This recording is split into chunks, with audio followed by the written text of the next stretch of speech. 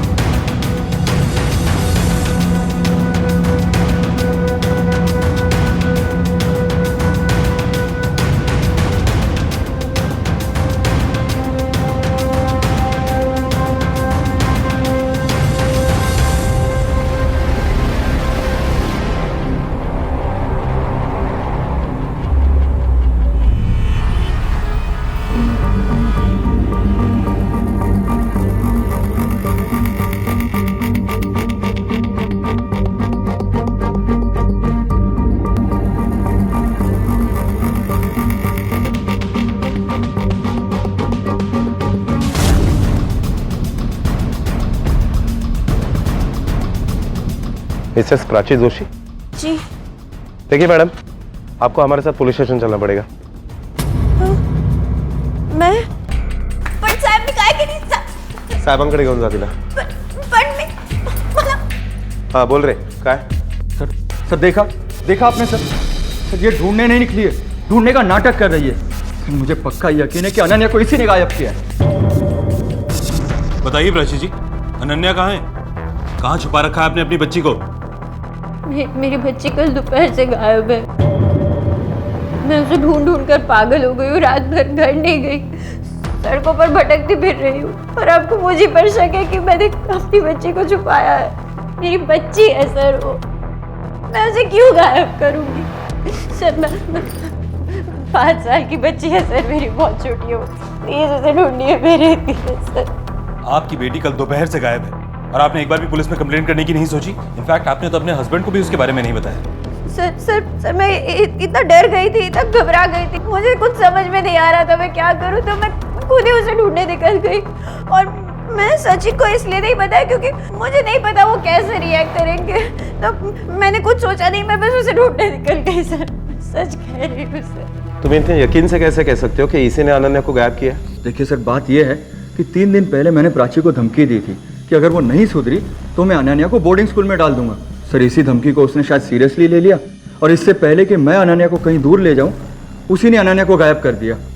वो नहीं सुधरी इसका मतलब क्या है? सर प्राची एकदम पागल, एकदम लापरवाह टाइप की है सर। इसे कुछ पता नहीं है, कुछ समझ में नहीं आता। एक बात उसे 10 बार समझानी पड़ती है और फिर भी उसे समझ नहीं आता। और इसी वजह से वो अनन्या का ख्याल भी नहीं रख पाती थी सर। नीति से काजी नहीं कहते। हाँ, मैं उसका ध्यान नहीं रखती, मैं लापरवाह नहीं हूँ सर। मैं सच में उसे स्कूल लेने गई थी, लेकिन जब मैं स्कूल पहुंची तो वो वहाँ थी ही नहीं। आपकी बच्ची का स्कूल आपके घर से 10 मिनट की दूरी पर है और आपने कहा कि आप अपने घर से 1:45 बजे निकली थी। फिर स्कूल पहुंचने में आपको इतनी देर क्यों गई? सर वो मैं स्कूल के लिए जब निकली ना, तो वो हरी भाव चौक है ना, उधर एक लड़के ने मुझे अपनी मोटरसाइकिल से टक्कर मार दी। तो उसी सब झगड़े बहस में देर हो गई सर।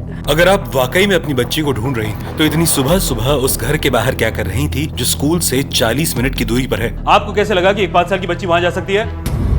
सर वो मेरी जेठानी का घर है, स्मृति भाभी का। मैं तिला घरी बघायला गेली होती, मुझे लगा कि शायद अनन्या उन्हीं के पास है, उन्होंने ही अनन्या को छुपाया है। आप फिर से झूठ बोल रही हैं प्राची जी। हमने स्कूल के स्टाफ से भी पूछताछ की और उनका कहना भी यही है कि बच्ची अपनी माँ के साथ स्कूल से गई थी। वॉचमैन को बुलाओ। Okay sir. नहीं सर, मैं सच कह रही हूँ, मैं नहीं गई। ये आपकी बच्ची के स्कूल का वॉचमैन है और इसके मुताबिक आप ही बच्ची को लेकर स्कूल से गई थी। बताओ मैडम को क्या हुआ? हाँ साहब, हमेशा यही आती थी बच्ची को लेने और रोज की तरह कल भी आई थी। साहब माँ थी तभी तो बच्ची इतनी खुशी खुशी से गई, किसी अनजान औरत के पास में थोड़े ना ऐसे जाएगी। सर फिर तो वो औरत पक्का स्मृति भाभी थी, क्योंकि मेरे अलावा अनन्या सिर्फ उन्हीं को देखकर इतना खुश होती है। और सर वैसे भी छुट्टी के वक्त स्कूल में इतनी भीड़ रहती है, इन्होंने कहाँ शक्ल देखी होगी? बताइए, देखा था? नहीं ना, नहीं, मैं कह रही हूँ सर, वो स्मृति भाभी थी। सर मेरी बच्ची को ढूंढ दीजिए, छोटी सी बच्ची है, पता नहीं उसने खाया भी होगा या नहीं, उसके साथ। माँ की ममता पर शक करना स्वाभाविक नहीं है, लेकिन यहाँ एक माँ ही शक के दायरे में थी कि उसने अपनी ही बेटी को गायब किया है। जबकि प्राची अनन्या को ढूंढने में कोई कोताही नहीं बरत रही थी। लेकिन सचिन की शिकायत के बेसिस पर पुलिस के लिए प्राची ही पहली संदिग्ध थी। पर क्या एक मां वाकई अपनी बच्ची को अगवा कर सकती है, और अगर हां तो उसकी वजह क्या हो सकती है, और सचिन का प्राची पर शक कितना सही था? यह बात भयभीत करती है कि एक बाप अपनी ही बेटी की गुमशुदगी का इल्जाम उसकी मां पर लगा रहा है।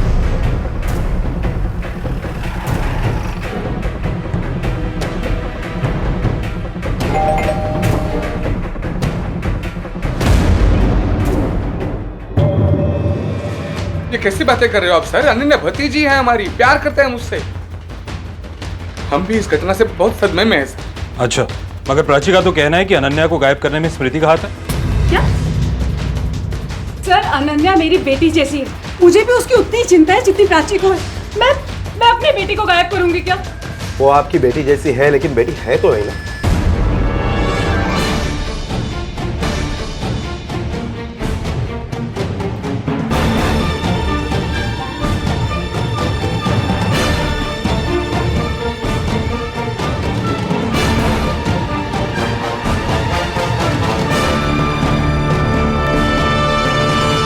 सावट लगा रहे? नहीं सर, अंदर कुछ भी नहीं है। हो गई तसल्ली। सर वो भतीजी है हमारी ही भतीजी को हम क्यों किडनैप करेंगे भला? ठीक है, हम लोग चलते हैं। अगर हमें जरूरत पड़ी तो आपको थाने आना पड़ेगा। मम्मा, पुलिस हमारे घर क्यों आई है? कुछ नहीं बेटा, अंकल मिलने आए। और तू नीचे क्यों आया? चलो चल। इस फोटोग्राफ में ये बच्ची कौन है? जी वो बेटी थी हमारी। 4 साल पहले हमने उसे खो दिया। इस बार तो तुमने हद कर दी प्राची। कोई इतनी बड़ी लापरवाही कैसे कर सकता है? मैंने लापरवाही नहीं की, मुझे काई चूक नहीं हो, तुझे काई चूक नहीं है, सारी गलती मेरी है। मैंने तुम्हें धमकी नहीं देनी चाहिए थी, सीधा अनन्या को यहाँ से लेकर जाना चाहिए था, घेऊन जायला पाहिजे होतं मला। सारी लापरवाही मेरी है। मैं ये कैसे भूल सकता हूँ कि 3 साल पहले भी तुम्हारी वजह से। मैंने वो जानबूझ के नहीं किया था। क्यों बार-बार मुझे उस बात का दाना मारते हो? मैं उसे बहुत प्यार करती थी।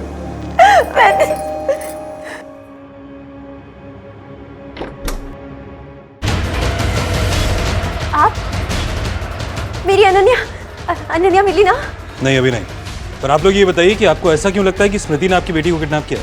सर मैं बताता हूँ कि ऐसा क्यों बोल रहे हैं। और सर इसी वजह से मैं आज भी उनसे नजरें नहीं मिला पाता, हिम्मत ही नहीं होती है सर। और एक ये है जिसने सब कुछ किया और अपनी लापरवाही का इल्जाम स्मृति भाभी पर डाल दिया। तुम मेरी हर बात का गलत मतलब क्यों निकालते हो? मैं उन्हें दुखी नहीं करना चाहती, मैं तो बस अपनी बच्ची को वापस पाना चाहती हूँ। इंस्पेक्टर साहब, मेरी बच्ची को वापस ढूंढ दीजिए प्लीज। जैसे हमें पता चलेगा आपको जरूर बताएंगे। फिलहाल ये बताइए कि आप लोगों को किसी पर शक है?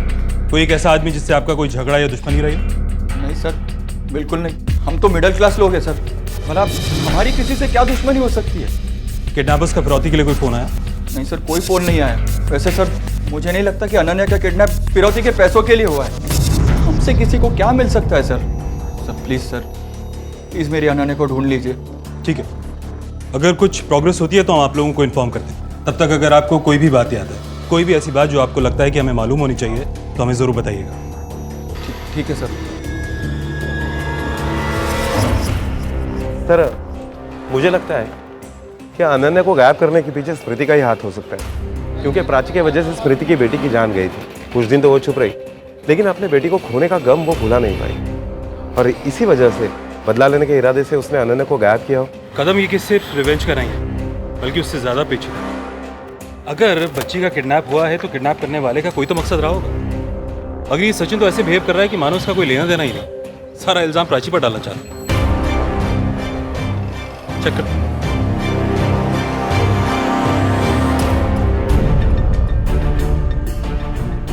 सर इस केस के मामले में जितना, एक मिनट सर। हेलो, हाँ क्या? ओके, हम लोग पहुंच रहे हैं। सर कंट्रोल रूम से फोन था कि होलकरवाड़ी के तालाब के पास एक 5 साल की बच्ची की लाश मिली। होलकरवाड़ी की बीट पे कौन है? Sir constable Sonawade. उसे फौरन वहां भेजो, होलकरवाड़ी तालाब की तरफ को। सर इसने देखा था पहले। क्या हुआ यहाँ पे? साहब मैं इधर मच्छी पकड़ने आया था, तभी ये लाश देखा। कदम, सचिन और प्राची को बॉडी आइडेंटिफाई करने के लिए बुलाओ और बॉडी को पोस्टमार्टम के लिए भेज दो। Okay sir.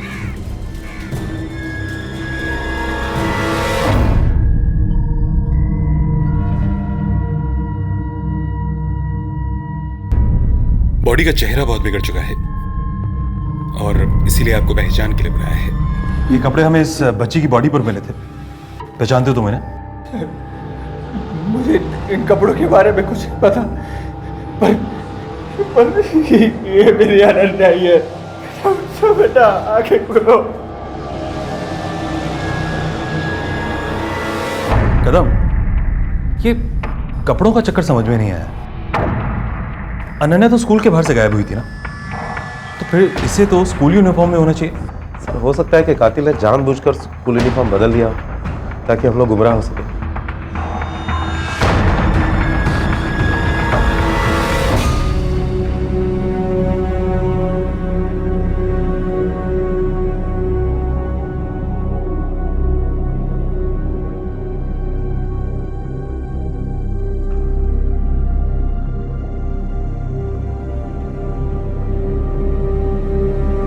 प्राची, प्राची,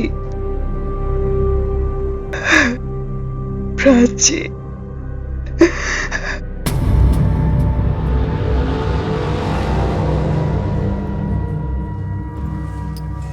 शौर्य, आज से तेरी एक नहीं दो माँ है।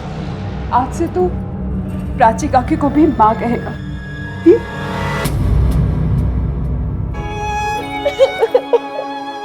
मैं समझ सकती हूँ प्राची, औलाद के खोने का गम क्या होता है। मैं समझ सकती हूँ।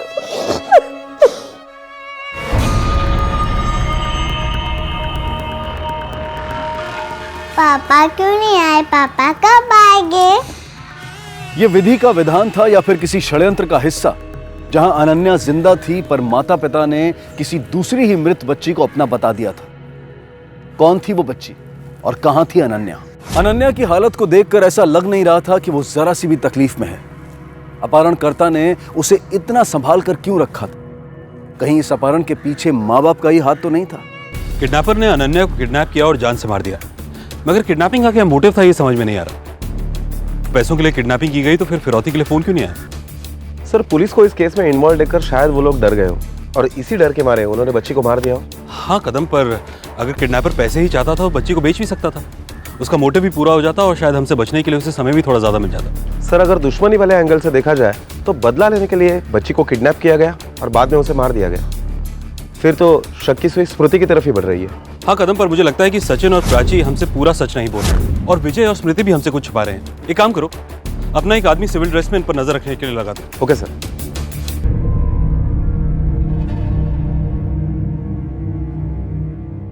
अरुणा नहीं आई? वैसे तो बहुत अनन्या अनन्या करती फिरती थी और आज बच्ची की मौत पर ही नहीं आई। अरे मुझे तो जब पता चला कि अनन्या गायब हो गई है, मुझे तो पूरा यकीन हो गया कि उस मनुष्य ने उसे कहीं गायब कर दिया होगा और अब उसे मार भी डाला। वरना ये बेचारे सीधे साधे लोग, इनकी किसी से क्या दुश्मनी हो सकती है?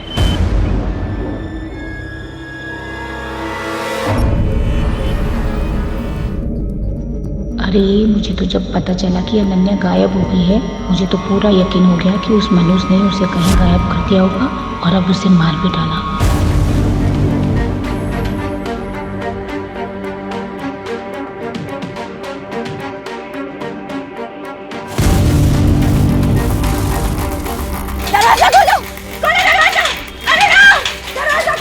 प्राची, एक मिनट आ रही हूँ। रुको, आ रही हूँ। हाँ खोल रही हूँ, एक मिनट। प्राची, संभालो। प्राची संभालो अपने आप को। क्या कर रही हो तुम? पागल हो गई हो? चुप, एकदम चुप। अरुणा, इसकी तरफ से मैं तुमसे माफी मांगता हूँ। सदमे में है, ये क्या कर रही है, क्या बोल रही है, इसे कुछ समझ में नहीं आ रहा। I am really very sorry. चलो चलो तुम चलो चलो यहाँ से, चलो प्राची चलो।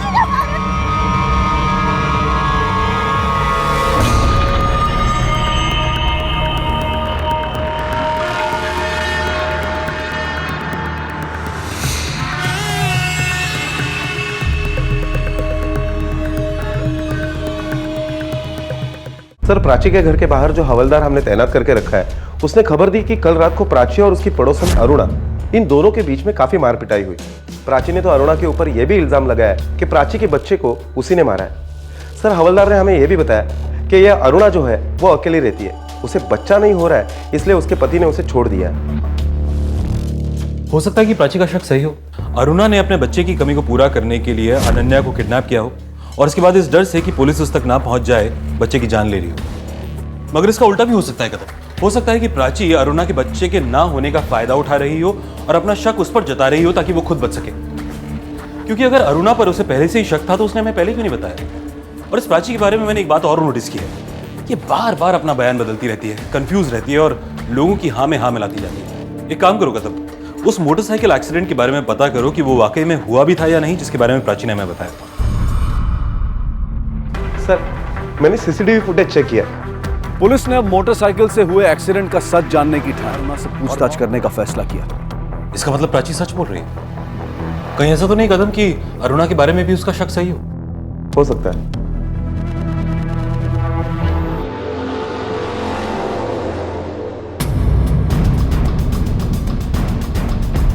हमें अनन्या के केस के बारे में आपसे कुछ बात करनी है। बात करनी है मतलब?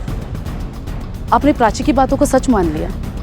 उसने बेवजह मुझ पर इल्जाम लगाया और आप पूछताछ करने आ गए? इसमें इतना हैरान होने की कोई बात नहीं, ये हमारा काम है और हम सिर्फ पूछताछ करने आए, कोई इल्जाम तय करने नहीं आए।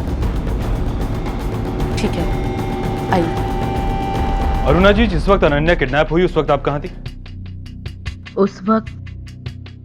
उस वक्त मेरे घर पर मेहमान आए थे तो मैं घर पर ही थी। इस कॉलोनी में इतने सारे लोग रहते हैं तो फिर प्राची ने आप पे ही शक क्यों जताया? सर, प्राची बहुत ही अजीब औरत है। मुझे तो लगता है उसका दिमाग खराब है। एक बार जब मैंने अनन्या को बचाने की कोशिश की तो उसने मुझे थैंक यू बोलने के बजाय मुझे ही बुरा भला सुना दिया था।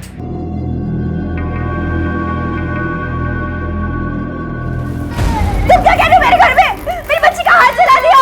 अरे प्राची, मैंने तो उसे बचा लिया, वरना वो पूरी जल जाती। हाँ, तुम तो चाहोगी कि मेरी बच्ची जल जाए। तुम्हारी अपनी औलाद नहीं है तो तुम दूसरों के बच्चों के साथ बुरा करोगी। मनहूस हो तुम, मनहूस। निकल जाओ मेरे घर से और आज के बाद मेरी बच्ची के आसपास भटकना भी मत। निकलो यहाँ से। सर, मैं बच्चा नहीं पैदा कर सकती, इसीलिए सब लोग मुझे मनहूस कहते हैं। इसीलिए मेरे पति ने भी मुझे छोड़ दिया। लेकिन सर, मैं बच्चों से बहुत प्यार करती हूँ। मैं बच्चों को तकलीफ पहुंचाने के बारे में सोच भी नहीं सकती। उस दिन जो भी गलतफहमी हुई उसके बाद प्राची ने मुझे कभी नहीं समझा। शायद इसी वजह से उसने मुझ पर इल्जाम लगाया। तो आप कहना चाहती हैं कि प्राची झूठ बोल रही है? सर, अब मैं क्या कहूँ, उसकी भी कोई गलती नहीं है। वो ऐसे इसलिए क्योंकि उसका पति उसको ऐसे ट्रीट करता है। वो हमेशा डरी हुई रहती है। उसका पति हमेशा उसमें गलतियां निकालता रहता है, उसे डराता रहता है, चिल्लाता रहता है। शायद इसीलिए वो कुछ भी करती है, कुछ भी कहती है।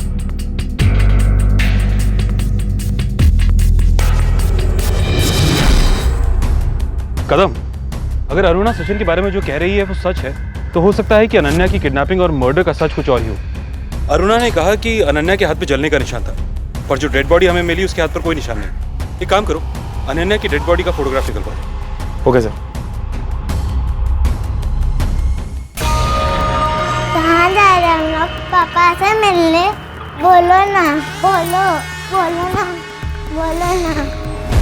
सर, तालाब के पास जिस लड़की की लाश मिली थी उसकी पोस्टमार्टम रिपोर्ट और ये फोटोग्राफ्स। सर, पोस्टमार्टम रिपोर्ट के मुताबिक इस बच्ची की मौत 21 तारीख को शाम को 4 से 5 बजे के बीच में हुई और इसकी लाश हमें कल यानी 22 तारीख को मिली।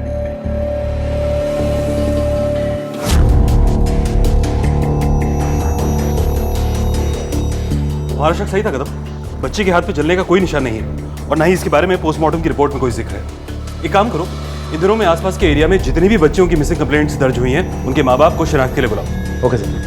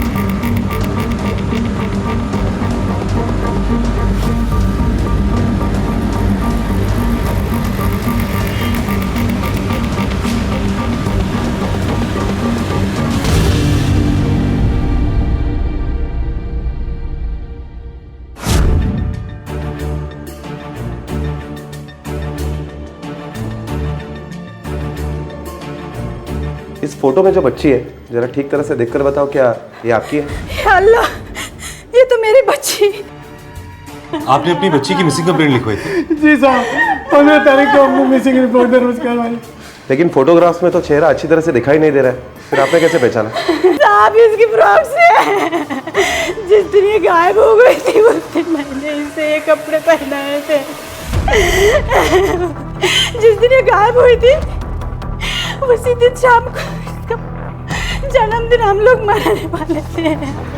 अपने बच्चे को आखिरी बार ना देख पाना, उसका अंतिम संस्कार तक नसीब ना होना माँ बाप के दिल में एक घाव बनकर रह जाता है। और हिना के माता पिता को ये घाव प्राची और सचिन की वजह से मिला था, क्योंकि उन्होंने उनकी बच्ची को अपनी बच्ची बताकर उसका अंतिम संस्कार कर दिया था।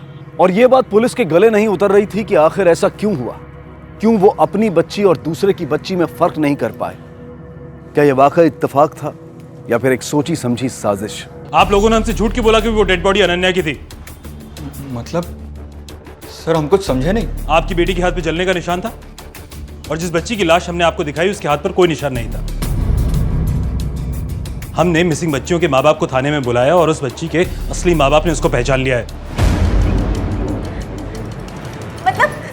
मतलब मेरी बेटी जिंदा है, पर वो कहाँ है? कहाँ है वो तो आप लोग हमें बताएंगे कि अनन्या है कहाँ छुपा के रखा है उसे, और आप लोगों ने उसकी किडनैपिंग की झूठी कंप्लेंट क्यों करवाई? मतलब सर? मतलब ये कि प्राची ने तो आपको बताया नहीं कि आपकी बेटी गायब है, तो अनन्या के गायब होने की खबर आपको कहां से मिली? और फिर किस बेसिस पर आपने उसकी किडनैपिंग की रिपोर्ट थाने में लिखवाई? अच्छा, तो अब आप ये कहना चाहते हैं कि हमने ही हमारी बेटी का किडनैप कराया? एक तो आप लोगों ने इतना बड़ा पाप करा दिया हमसे, और हमारी जिंदा बेटी को मरा हुआ समझकर न जाने किसकी बेटी का अंतिम संस्कार करा दिया हमसे। सर, अब जो हुआ सो हुआ, लेकिन मैं हाथ जोड़कर आपसे रिक्वेस्ट करता हूं सर, मेरी बेटी को ढूंढ ले प्लीज सर।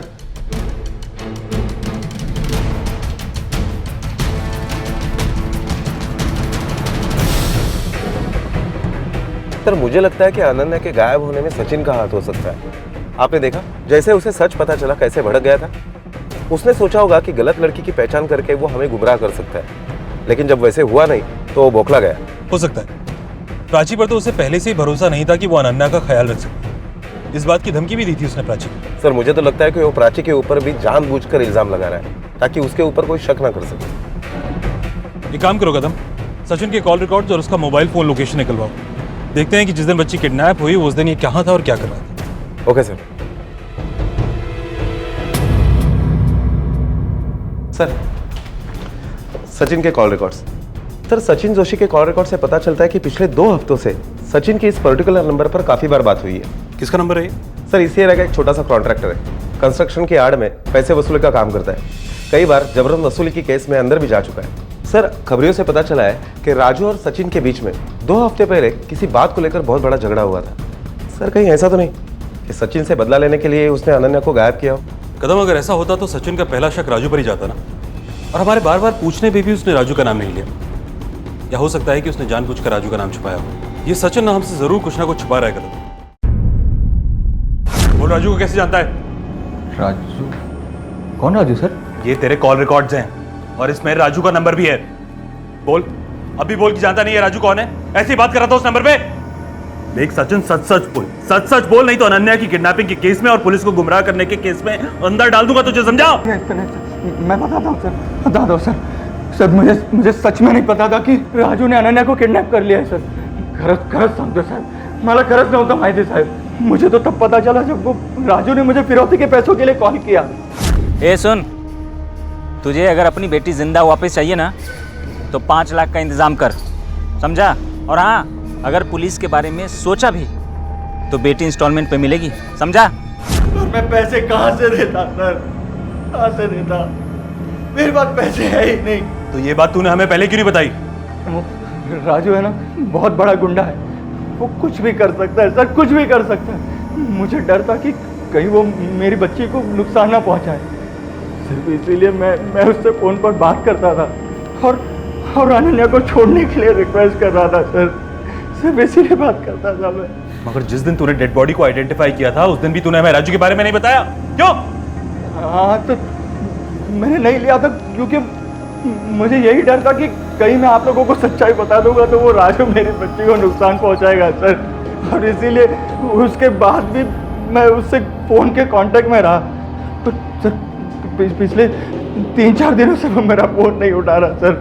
मैंने आप लोगों को सब कुछ सच सच बता दिया है सर, सब कुछ सच सच बता दिया है। प्लीज़ सर, प्लीज़ मेरी बच्ची को ढूंढ लो।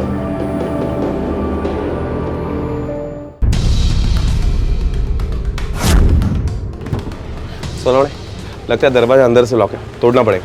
हाँ सर।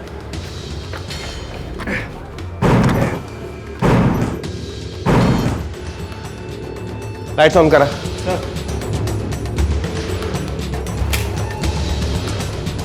देशमुख, सोनवणे, सगळं घर नीट तपासा, कहीं पर भी अनन्या या कुछ भी क्ल्यू मिलता है तो ढूंढो। सर। Okay sir.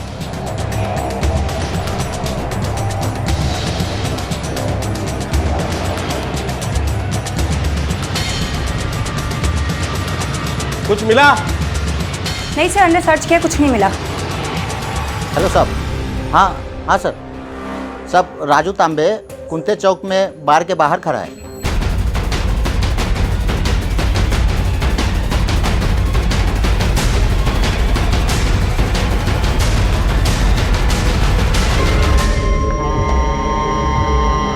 अनन्या कहाँ है?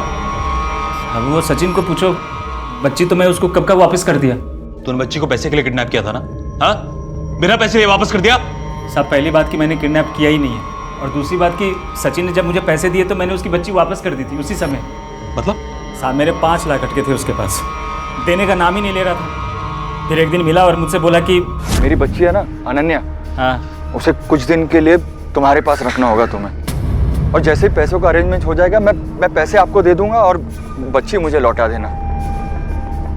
ठीक है। फिर मैंने उसकी बच्ची वापस की और वो मुझे सारे पैसे दे दिया। यही डील था सर, सच बता रहा हूँ सब। ये क्या लगा? ये झूठी कहानी हमें सुनाकर हमें गुमराह करेगा? नहीं साहब, झूठ नहीं बोल रहा हूँ मैं। झूठ क्यों बोलूंगा साहब? मैं क्यों उस करके के बच्ची को किडनैप करूंगा साहब, जबकि मुझे पता है उस लुक्के के पास एक भी पैसा नहीं, उल्टा मेरे पैसे उसके पास अटके थे साहब। साहब, मैंने कुछ नहीं किया साहब, सही बता रहा हूँ, मुझे फंसा रहा है वो।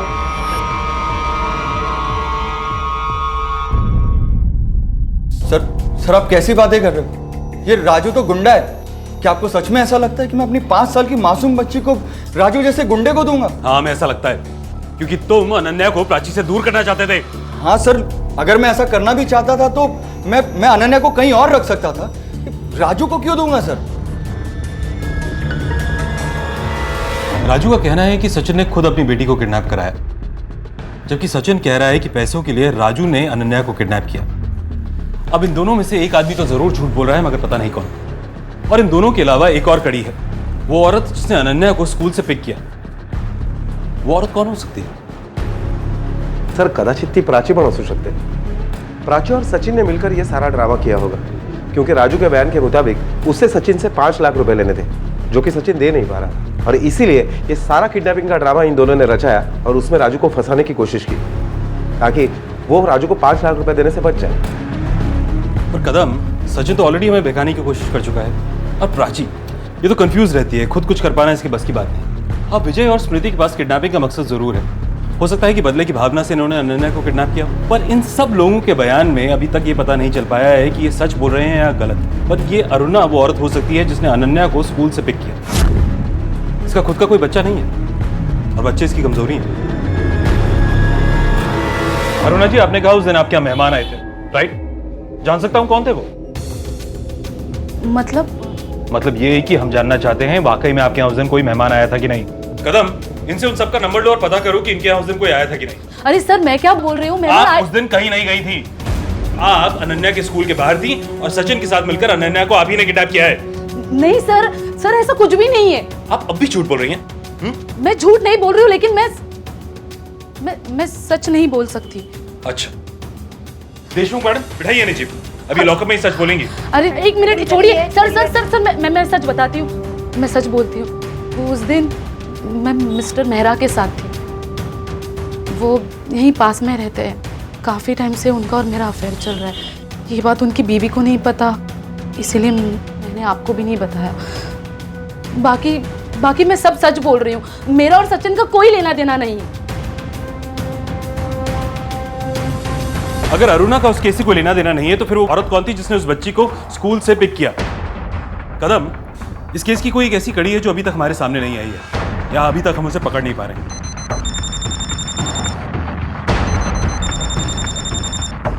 हेलो, क्या? सर वो प्राची मेरे बच्चे को, मेरे शौर्य को उठा के ले गई है सर। सर वो पूरी पागल है सर। कहाँ है मेरी बेटी? कहाँ छुपाई तूने उसे? प्राची पहले तो चिल्लाओ मत, शांति से बात करो। आओ बैठो। मुझे नहीं कोई बात शांति से बात करनी। मेरी बच्ची को गायब करके मुझे क्या दे रही है? मुझे पता है तू नहीं छुपाया, उसे पता कहाँ है वो? प्राची तूने फिर वही बकवास शुरू कर दी। तू पागल हो गई है क्या? मैं पागल हो गई हूँ। बता मेरी बच्ची को कहाँ छुपाया है? प्राची मैं सच कह रही हूँ, मुझे नहीं पता अनन्या कहाँ है। अच्छा तुझे नहीं पता कहाँ है तो मैं सर इससे पहले कि वो मेरे शौर्य को कोई नुकसान पहुंचाए, आप प्लीज उसे ढूंढ लीजिए, उसे पकड़ लीजिए, मेरे शौर्य को बचा लीजिए। वो औरत वाकई पागल औरत है सर। प्लीज हमारे बेटे को बचा लीजिए। अनन्या के अपहरण और गलत बच्ची की पहचान से होता हुआ ये केस अब शौर्य के अपहरण तक आ पहुंचा था। अनन्या के अपहरण में प्राची सबसे पहली संदिग्ध थी और चूंकि पुलिस को इस बात का अंदाजा था कि प्राची मानसिक रूप से स्थिर नहीं थी, तो शायद अपनी इसी अस्थिरता की वजह से उसने शौर्य का भी अपहरण कर लिया था। पर सवाल यह था कि प्राची खुद अनन्या का अपहरण करके पुलिस को गुमराह क्यों करेगी? और अगर अनन्या उसी के पास थी तो उसे अब शौर्य का अपहरण करने की क्या जरूरत थी, जिसे आज तक लोग एक हादसा समझ रहे थे? कदम, ये प्राची और शौर्य के बारे में कुछ पता नहीं चला ना? काम करो, प्राची और शौर्य की फोटोग्राफ को सभी पुलिस स्टेशन में सर्कुलेट कर दो और अलर्ट कर दो कि जैसे इनके बारे में कुछ पता चला मैं फौरन इन्फॉर्म करें। और हाँ, ये भी पता करो कि प्राची को सपोर्ट कौन कर रहा है। Okay sir.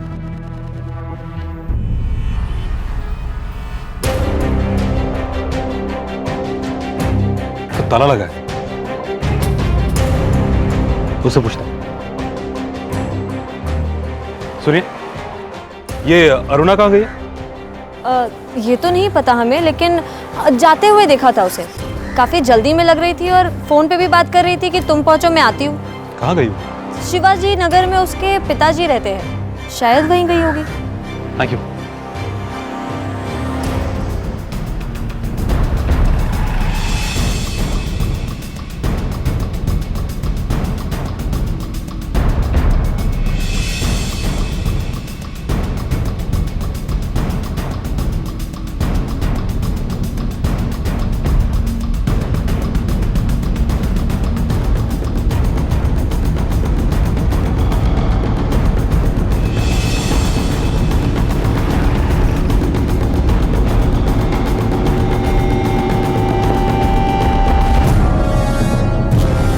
यहाँ?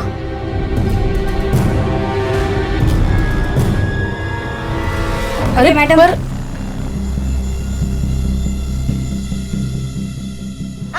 सॉरी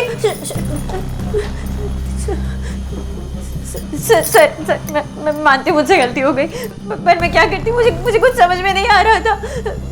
जब मुझे कुछ सूझा नहीं तो मैं शौर्य को अपने साथ ले आई, ये सोच के कम से कम अब तो स्मृति भाभी मुझे मेरी बेटी वापस कर देगी। मैं सोच रही हूँ, मेरा इरादा शौर्य को नुकसान पहुंचाने का नहीं था। मैं तो बस अपनी बेटी को वापस लेना चाहती हूँ। पर आपको कैसे पता कि अनन्या स्मृति के पास है?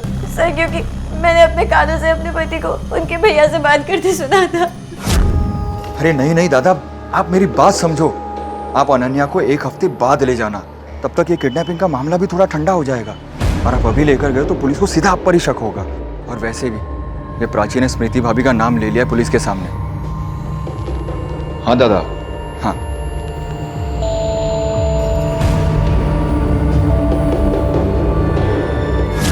मुझे कुछ समझ में नहीं आया कि मैं क्या करूं, इसलिए मैं सीधा स्मृति भाभी के पास चली गई उनसे रिक्वेस्ट करने की वो मुझे मेरी अनन्या वापस कर। भूल जा, तेरी बेटी तुझे वापस मिलेगी।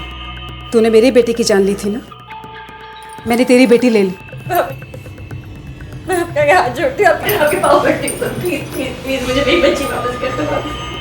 तेरी बेटी तो तुझे वापस मिलने से रही, और दोबारा इस घर में कदम मत रखना। तो चल निकल यहाँ से।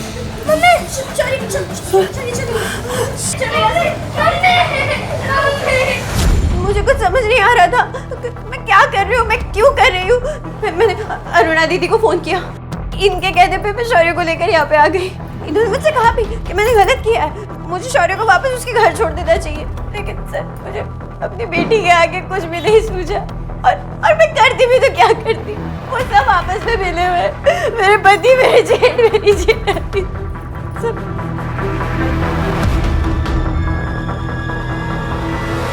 हाँ सर, प्राची सच बोल रही है। अनन्या दादा और बहनी के पास ही है। मेरे ऊपर राजू का 5 लाख का कर्जा था, जिसके लिए वो मुझे धमकी दे रहा था। दादा के पास पैसे थे और मैंने दादा से मांगे भी, लेकिन उन्होंने मेरे सामने एक शर्त रख दी, अगर अनन्या को मैं उनको दे दूंगा तभी वो मुझे पैसे देंगे।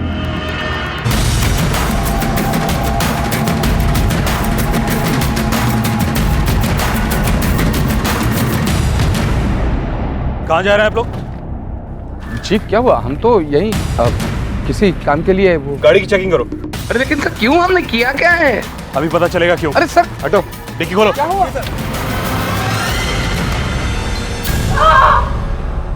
मैंने मारा है नन्या को।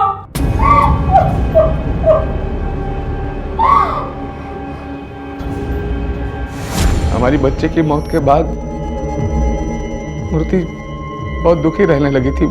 मैंने सोचा कि अगर स्मृति प्रीति को भी अपने बच्चे के लिए तड़पती हुई, रोती हुई देखे तो शायद वो ठीक हो जाएगी, कुछ सुधार हो जाएगा। पहले प्राची ने मेरी बच्ची की जान ले ली और अब मेरे शौर्य को मुझसे छीन लिया। मैं उसे सबक सिखाना चाहती थी, बताना चाहती थी कि औलाद को खोने का गम क्या होता है। उस दिन मैं अनन्या के कमरे में गई। तुझे किडनैपिंग का नाटक करने की क्या जरूरत थी? अगर तू अपनी बेटी को अपने भाई के पास भेजना चाहता था तो बिना नाटक के भी भेज सकता था ना। हाँ सर, भेज सकता था, लेकिन मुझे एक तीर से 2 निशाने लगाने थे। उस राजू और प्राची दोनों से छुटकारा पाना था। इसीलिए मैंने राजू को कहा कि अनन्या को कुछ दिन अपने पास रखे। देखो मैं तुम्हें तुम्हारा सारा पैसा लौटा दूंगा, लेकिन उसके लिए ना मेरा एक छोटा सा काम करना। अब कौन सा काम है भाई? भाई वो मेरी बच्ची है ना अनन्या, उसे कुछ दिन के लिए तुम्हारे पास रखना होगा तुम्हें। और जैसे ही पैसों का अरेंजमेंट हो जाएगा मैं पैसे आपको दे दूंगा और बच्ची मुझे लौटा देना। और उसके बाद मैंने टपोरी को पैसे दिए और पहुंचने में देर कर दी।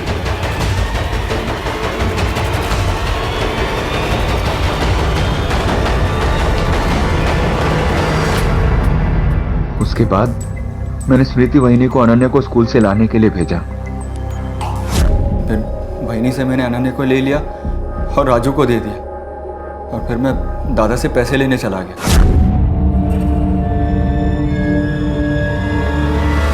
वो पैसे मैंने राजू को दिए और अनन्या को वहां से छुड़ा लिया। सर मैं जानता था कि अनन्या दादा और बहनी के पास ज़्यादा सेफ रहेगी और उसे अच्छी ज़िंदगी भी मिलेगी। सेफ? जिन लोगों के पास तूने अपनी बेटी को सेफ रखने के लिए छोड़ा था ना, उन लोगों ने तेरी बेटी की जान ले ली है। अनन्या अब जिंदा नहीं है।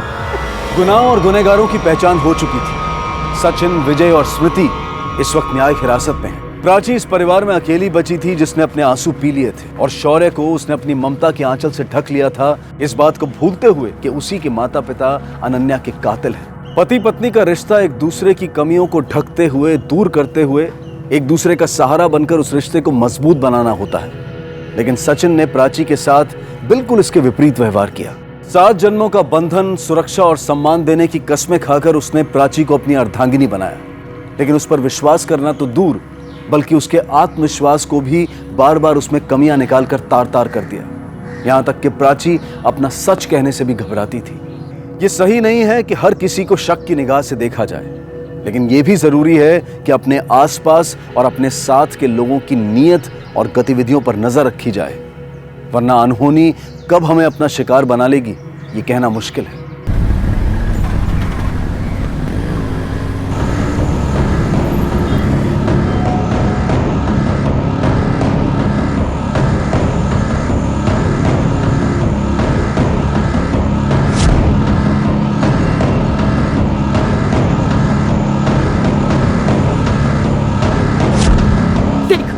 देख ये हाल किया मेरे बच्चे का। जवाब दे। हाँ? हाथ छोड़ो मेरा, मैंने कहा हाथ छोड़ो। क्यों छोड़े? हमारे बच्चे की ना तू जान ले ले। मुझे देखने दो पहले हुआ क्या। पीछे हट। मेरे बच्चे को मारा है तुम लोगों ने। अरे पेट में मामूली दर्द था उसके, कहा मामूली इन्फेक्शन है, ठीक हो जाएगा। फिर कहा ठीक हो गया, घर ले जाओ। घर लेके गई, 2 घंटे अच्छा रहा, उसके बाद उसने दम तोड़ दिया। लेकिन तुमने मारा है मेरे बेटे को, तुमने। इम्पॉसिबल, ऐसा हो ही नहीं सकता, आपको गलतफहमी हुई है। छोड़ो मुझे। अरे चुप चुप चुप, शांत हो जाओ। सब के सब डॉक्टर चोर है, पूरा डिपार्टमेंट चोर है। मेरे आदि की जान ले ली तुम लोगों ने। कातिल है तू भी, और तेरी जो डॉक्टर है वो भी।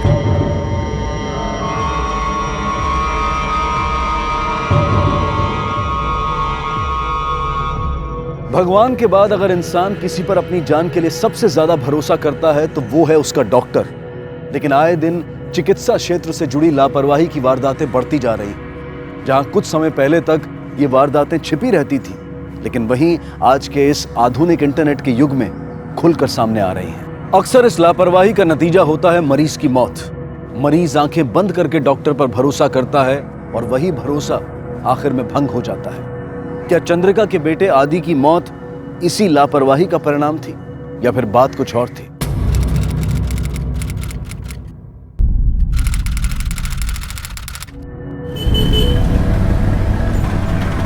फोन करके बोलते कि मैं नहीं आ पाऊंगी। और डॉक्टर जो पूनम है उसमें दिमाग नाम की कोई चीज है कि नहीं? आप डॉक्टर पूनम को क्यों गालियां दे रही हो? माँ मैं खुद जा रही हूँ, उन्होंने मुझे नहीं बुलाया।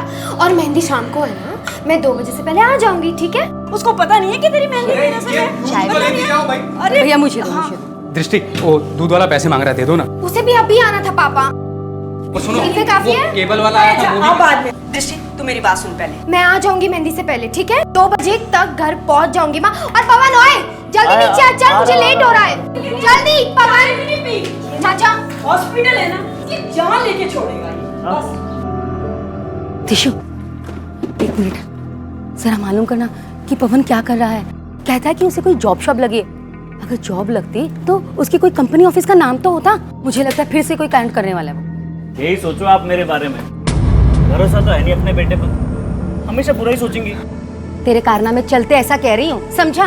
अरे यार बस करो तुम दोनों, मुझे पहले से ही लेट हो रहा है। चल ना यार पवन। और चाची सुनो, मुझे ना आते आते 2 तो बच ही जाएंगे। तब तक आप प्लीज माँ को मैनेज कर लेना। हाँ हाँ हाँ संभाल लूंगी। चल।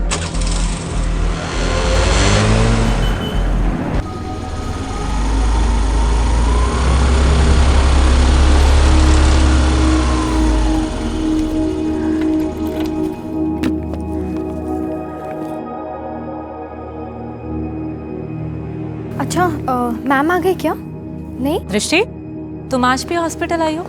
तुम्हारी तो आज मेहंदी थी ना? मैम आपसे ही तो सीखा है, पहले काम बाकी सब बाद में। और दोपहर तक चली जाऊंगी मैं घर। गुड।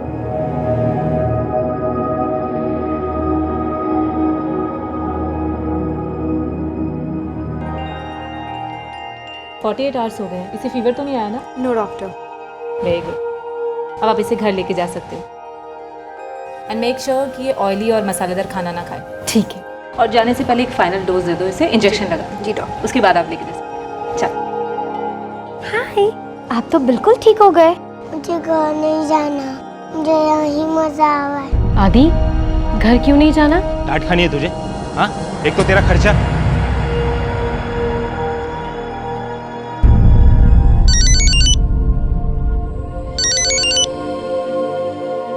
हाँ माँ बोलो। निकली तू कि अभी भी वही है? बस माँ निकल ही रही हूँ। मतलब अभी तक वो वही है? अरे बात सुन मेरी। माँ रिलैक्स रिलैक्स। तुम फोन नहीं रखोगी तो कपड़े कैसे चेंज करूंगी? मेरे बच्चे को मारा है तुम लोगों ने। अरे पेट में मामूली दर्द था उसके। माँ मैं तुझे बाद में फोन करती हूँ। मंजू घर लेके गई, 2 घंटे अच्छा रहा, लेकिन तुमने मारा है मेरे बेटे को, तुमने। कहते हैं कि इस दुनिया में अपनी औलाद को खोने से बड़ा दुख और कोई नहीं होता है। अपने बेटे आदि को खोने के बाद चंद्रिका की पूरी दुनिया तबाह हो गई थी। तो क्या डॉक्टर्स और हॉस्पिटल के अन्य कर्मचारियों पर निकला गुस्सा इसी दुख से जन्मा था, या फिर वाकई चंद्रिका के दावों में कोई सच्चाई थी? क्या आदि की मृत्यु डॉक्टर की लापरवाही की वजह से हुई थी? ये एक घटना कई सवाल खड़े करने वाली थी। कुछ इस मामले से जुड़े हुए और कुछ इस मामले से जुदा और अपने साथ लाने वाली थी।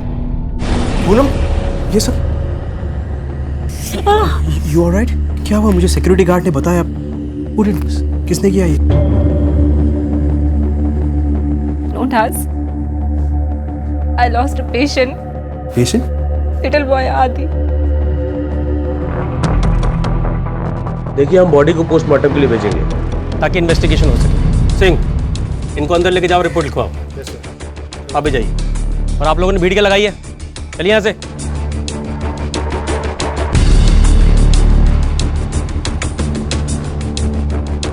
क्या मामला है? सर, मेडिकल नेग्लिजेंस का मामला है। वायस हॉस्पिटल के ओनर डॉक्टर यशवंत की बहू डॉक्टर पूनम के खिलाफ कंप्लेंट कर रहे हैं सर। सर ऑनेस्टली मुझे भी लगता है कि एलिगेशन में कोई दम नहीं है।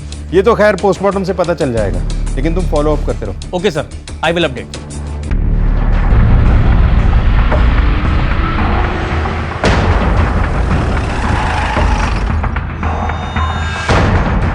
देखो सर, ये नई बात नहीं है। कई बार ऐसे होता है कि पेशेंट के गुजरने के बाद उसके रिलेटिव्स हम डॉक्टर्स को ही ब्लेम करते हैं। मैं उनका दर्द समझ सकता हूँ। छोटे बच्ची की डेथ हुई है, आई कैन टोटली अंडरस्टैंड। लेकिन मैं पूरे एश्योरेंस के साथ कह सकता हूँ सर कि ये हमारी कोई नेग्लिजेंस नहीं है। आपकी वाइफ डॉक्टर पूनम से बात करनी थी। मैंने उसको घर भेज दिया सर। बहुत डिस्टर्ब थी, डरी हुई थी। एक तो पेशेंट के गुजरने का ट्रॉमा, और उन लोगों ने काफ़ी तमाशा किया सर, फिजिकल असॉल्ट भी किया। इतने ट्रॉमा में थी, फिर भी अकेला भेज दिया उसे? सर यहाँ पे तो रहना चाहिए ना किसी को। इतने सारे पेशेंट्स हैं, मॉनिटर करना पड़ता है। अगर कोई इमरजेंसी आती है तो प्रॉब्लम होती है। उस बच्चे की केस हिस्ट्री की फाइल चाहिए।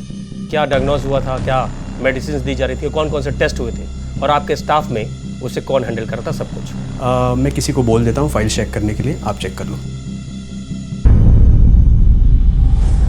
सर, मेडिकल एक्सपर्ट से फाइल चेक करवाई, उनके मुताबिक सब कुछ नॉर्मल था।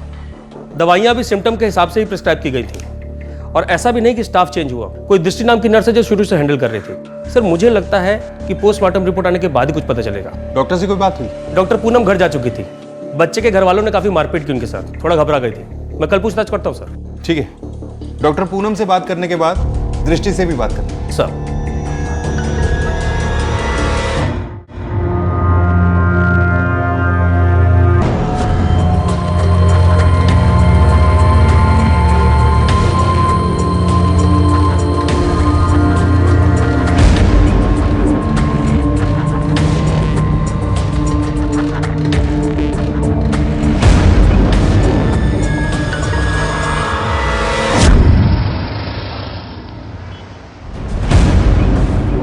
मुझे एक कंप्लेंट लिखवानी है। क्या हुआ? बैठिए, बैठ के बात कर।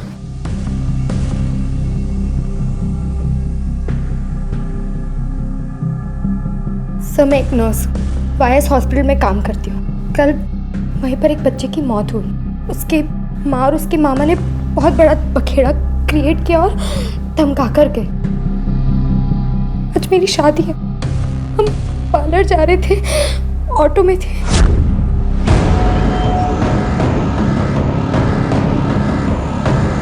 वायस हॉस्पिटल, ये वही ना डॉक्टर पूनम कुमार केस वाला? जी। दृष्टि, वो बच्चा जिसकी मौत हुई वो तुम्हारी ही देखरेख में था ना? तुम ही ने दवाई दी थी उसको? जी सर। अच्छा, वो दवाई डॉक्टर ने खुद बताई थी तुमको? जी सर, हम खुद से मेडिसिन नहीं दे सकते पेशेंट को। कहीं वो बच्चा तुम्हारी ही गलती की वजह से तो नहीं मरा, या डॉक्टर से दवाई लेबल करने में या प्रेस्क्राइब करने में गलती हुई? नो सर, उसे मेडिसिन देने के बाद वो ठीक हो गया था। वो घर चला गया था। शायद वहीं जाने के बाद कुछ हुआ होगा, उसके पेरेंट्स ने कुछ किया होगा। वो लोग ऐसा क्यों करेंगे? सर, शायद पैसों के लिए। उसकी माँ और मामा ही फ्रॉड है। जब बच्चे को एडमिट किया था उसके बाद मैंने उनको बात करते हुए सुना था। ये लो। क्या है? इसके बिल। इतने पैसे कहाँ से लाऊंगी मैं? अरे ये लड़का तो जान लेके रहेगा मेरी। इसकी पढ़ाई लिखाई, खाना खेलना, सब चीजें, और अब ये बीमारी। कहाँ से लाऊं इतने पैसे? अच्छा होता अगर ये मर जाता। जब वो डॉक्टर पूनम पे इल्जाम लगा रहे थे तभी मैंने उन्हें बता दिया था कि मैं ये सारी बातें पुलिस को बता दूंगी। ये तो डॉक्टर पूनम पर इल्जाम वगैरह लगा रही है ना, सब बंद कर दे। उनकी कोई गलती नहीं है। और अगर ये सब बंद नहीं किया ना तो ध्यान रख, तेरे बारे में जो मैं जानती हूँ ना सबको बता दूंगी। सच तो वैसे भी सामने आ जाएगा। देखते हैं कौन क्या छुपा रहा है। इनकी डिटेल्स ले लो।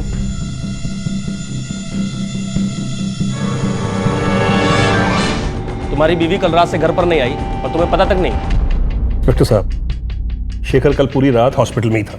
उसे लगा कि पूनम घर चली गई है, और हमने देखा कि पूनम घर नहीं आई, तो वो हॉस्पिटल में ही होगी शेखर के साथ। और जब मैं सुबह घर पहुंचा तो मुझे पता चला कि वो घर आई नहीं है। आपकी वाइफ डॉक्टर पूनम से बात करनी थी। मैंने उसको घर भेज दिया सर। तब से लेकर अब तक हम उसे ढूंढ रहे हैं। कुछ फोन वोन किया? उसका फ़ोन स्विच ऑफ आ रहा है। कहीं अपने आप से तो नहीं चली गई? बच्चे के साथ जो हादसा हुआ अस्पताल में, उससे परेशान होकर भाग गई हो? हम लोग रेप्यूटेड डॉक्टर्स हैं सर, हर ऐसे केस के बाद परेशान होकर क्या हम घर छोड़ देंगे? तो उससे पूछा मैंने, उसको जवाब देने दे। और अगर इतना ही शौक है तो इसको थाने में ले जाकर अलग से पूछूं मैं? हाँ? नहीं सर, सर ऐसा कुछ नहीं है। मुझे हर डिटेल चाहिए, जब से तुम्हारी भी हॉस्पिटल से निकली थी तब से लेकर अब तक। दीदी अब तक आदित्य की मौत के सदमे के बाहर नहीं आ पाई है। सदमा या पछतावा? ये तो खुद ही चाहती थी ना कि आदि मर जाए। मैं अपने बच्चे को कैसे मारूंगी? वो बेटा था मेरा। ये क्या बोल रहे हो साहब आप? ये मैं नहीं कह रहा हूँ, ये तुम लोग बातें कर रहे थे तो नर्स ने सुन लिया। सर प्लीज़ आप उस नर्स की बातों में मत आइए, वो बहुत पहुंची हुई चीज़ है साहब। अच्छा खैर, मैं तो यहाँ तुझे ही लेने आया, चल हमारे साथ। साहब आप तो सब चीज़ जानते हो, दीदी की ऐसी हालत में उसे कैसे छोड़ के जाओगे साहब? आपको जो पूछना है आप इधर ही पूछ लीजिए ना साहब, मैं सब कुछ बताता हूँ आपको। जिस दिन आदि की मौत हुई उसी दिन से डॉक्टर पूनम भी लापता है। कहाँ है वो? क्या किया तूने उसके साथ? सर गायब नहीं, भाग गई होगी सब। सब पहले बच्चे की जान ली, फिर पुलिस के डर के मारे वो भाग गई। अच्छा, पहले तूने डॉक्टर पूनम को धमकी दी और वो लापता हो गई, फिर तूने खुद ही दृष्टि पे हमला कर दिया। हमला? ये क्या बोल रहे हो साहब आप? विकी झूठ मत बोल। साहब मैं झूठ नहीं बोल रहा, वो नर्स झूठ बोल रही है साहब। साहब अपनी सच्चाई छुपाने के लिए वो सब ड्रामा कर रही है साहब। उसकी सच्चाई सबके सामने मैं ला दूं, इसके पहले वो मुझ पे उंगली उठाना चाहती है साहब। अगर तेरी बातों में जरा सा भी झूठ निकला ना तो लॉकअप में उल्टा लटका के मारूंगा तुझे। फिलहाल तो हम जा रहे हैं, लेकिन तू शहर से बाहर जाने की सोचना भी मत।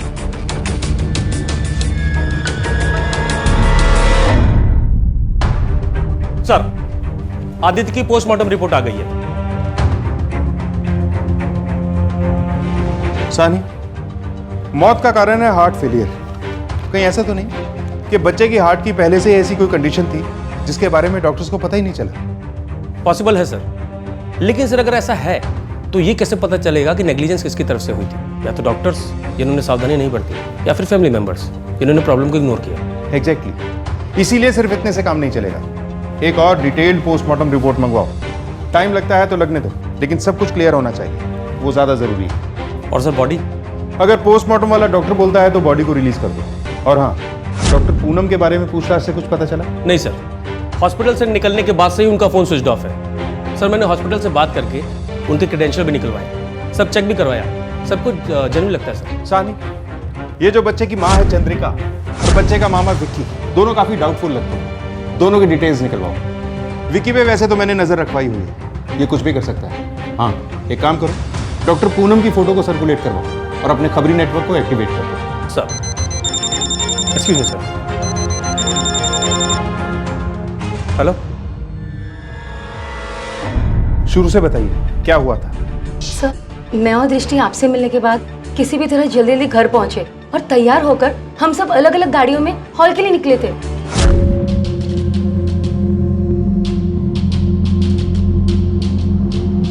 और सर फिर हम सबकी गाड़ियां एक दूसरे के पीछे जा रही थी। अचानक हमारा ड्राइवर वो गाड़ी लेकर आगे निकल गया। हमने सोचा कि हम हॉल पहुंच जाते हैं और हॉल के अरेंजमेंट्स को चेक कर लेते हैं कि सब सही ढंग से हुआ है कि नहीं। पर सर काफी देर तक हम वेट करते रहे उनका, पर वो लोग पहुंचे नहीं सर। सर 1 घंटे हम वेट करते रहे, सोचा कि शायद गाड़ी खराब हो गई होगी। लोगों को भेजकर सर रास्ता चेक करवाया, लेकिन कुछ पता नहीं चला। उसके बाद आपको कॉल किया सर। चलिए उस रास्ते पे चेक करते हैं जो रास्ता उन लोगों ने लिया। पहले आदि की मृत्यु, फिर डॉक्टर पूनम की गुमशुदगी, और अब दृष्टि और उसके माता पिता का अचानक गायब हो जाना। इस मामले में यह मोड़ आएगा ये शायद ही किसी ने सोचा होगा।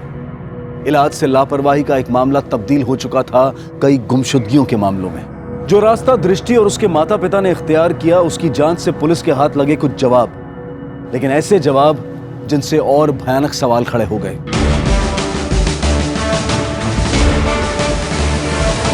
सर ये रास्ता हॉल की तरफ जाता है और ये दूसरा रास्ता? सर वो तो सुनसान रास्ता है। हो सकता है उन लोगों ने इसी रास्ते पे गाड़ी ली। एक बार चेक करते हैं, गाड़ी इस तरफ ले चलो।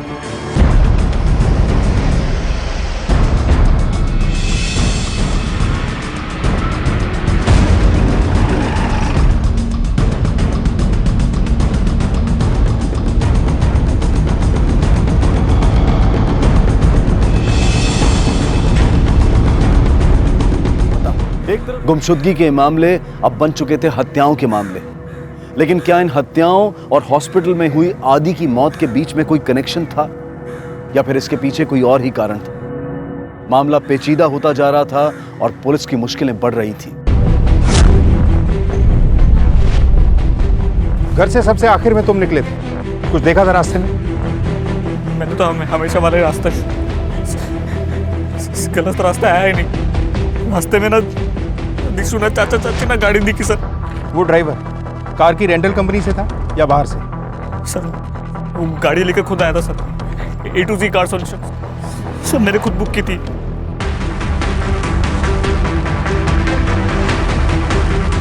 ड्राइवर की शक्ल याद है तुम्हें?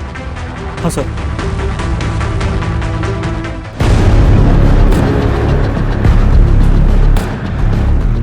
सर गन शॉट वुंड और खून के छींटों से साफ पता चलता है कि गोली एकदम पास से चली है, पॉइंट ब्लैंक रेंज से। फोरेंसिक जांच चल रही है सर। प्राइमा फेसी तो रॉबरी की लगती है। रॉबरी का ठीक उसी वक्त होना जब ये लोग शादी के लिए जा रहे थे। इन लोगों ने गहने पहने हुए थे। या तो ये रॉबरी बहुत दिन पहले प्लान की गई थी, या फिर ये रॉबरी नहीं कुछ और ही है। वाइस हॉस्पिटल लग तो यही रहा। लेकिन बच्चे के मामा विक्की पे हमने नजर रखवाई थी। अगर ये कुछ हरकत करता तो हमें पता चल जाता। सर मैं भी किसी और से करवाया। पॉसिबल। सर डॉक्टर पूनम के गायब होने पर हमें इसी पर शक था। इसके कॉल रिकॉर्ड चेक किए, इवन हॉस्पिटल से घर तक के रास्ते का पूरा चेक किया, कहीं आसपास भी नहीं था सर। सानी दोनों ही वारदातों में इस विक्की का मौजूद होना जरूरी नहीं है। शातिर आदमी हो सकता है, मोबाइल को घर पे ही छोड़ दिया है। इसके करंट ट्रायंगुलेशन रिकॉर्ड से ये भी पता करो तब ये विक्की कहाँ था। और हाँ, कॉल रिकॉर्ड से ये भी पता करो कि ये किस किस के साथ कॉन्टैक्ट में था। सर सिर्फ विक्की ही नहीं, चंद्रिका के कॉल रिकॉर्ड्स भी चेक करो। काफी गुस्सा भरा हुआ है इसमें। हॉस्पिटल में भी पूछताछ करो कि दृष्टि या उसकी फैमिली से किसी को कोई प्रॉब्लम या किसी से कोई दुश्मनी।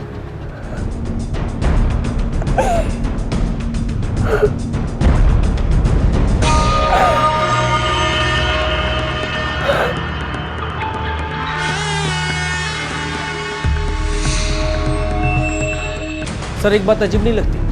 दृष्टि के माँ बाप का मर्डर हुआ, उसके बाद से ही दृष्टि गायब है। हो सकता है ये सब कुछ उसी का किया जा रहा हो। उसे डर होगा कि बच्चे की मौत से जुड़ी बात कहीं सामने ना आ जाए। हो सकता है उसी की लापरवाही से बच्चा मरा हो और इसी डर से वो पैसे और गहने लेके भाग गए। लेकिन वो अपने ही माँ बाप का मर्डर क्यों करेगी? अनलेस की फैमिली में कोई प्रॉब्लम। तानी, इनकी फैमिली से पूछताछ करो। ये चारों केस बहुत ही अजीब है। फिर डॉक्टर पूनम का गायब होना, फिर दृष्टि के माँ बाप का मर्डर और दृष्टि का गायब होना। सानी, इन चारों केसेस के आपस में जुड़े हुए होने की गुंजाइश है।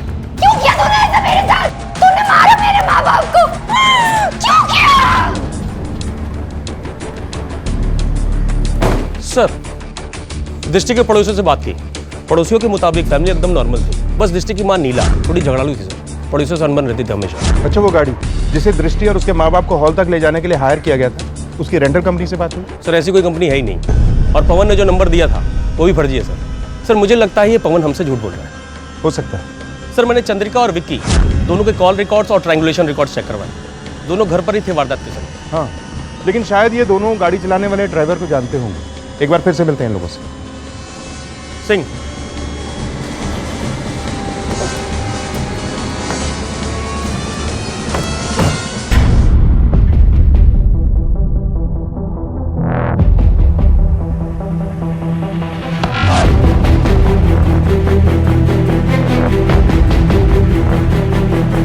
ये क्या चल रहा है? अभी तक तुमने अपने...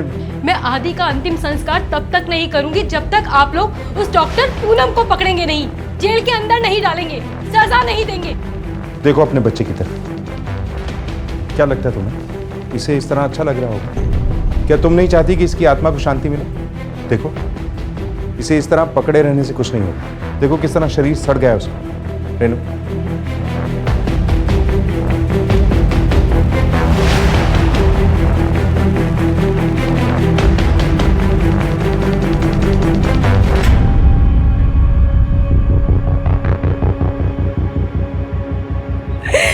मेरी ही गलती है। तुम्हारी वजह से?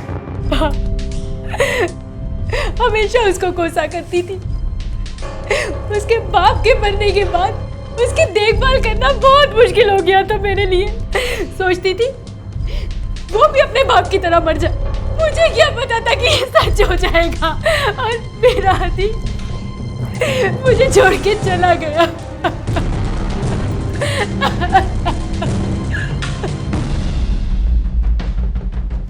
सानी, इस बच्चे का अंतिम संस्कार वगैरह जो भी है बहुत अच्छे से होना चाहिए। और हाँ, विकी को उठाओ, उसे इंटेरोगेट करो। देखो कि जो ड्राइवर दृष्टि की गाड़ी चला रहा था उससे कोई कनेक्शन निकलता है क्या? सर, वाईएस हॉस्पिटल की हिस्ट्री चेक की, ये मालूम पड़ा।